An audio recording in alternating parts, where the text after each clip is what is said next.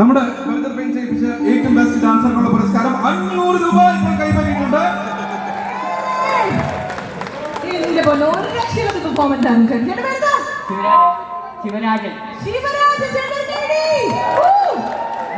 ശിവരാജനല്ല, ശിവതാണ്ഡവമായിരുന്നു നടന്നത്.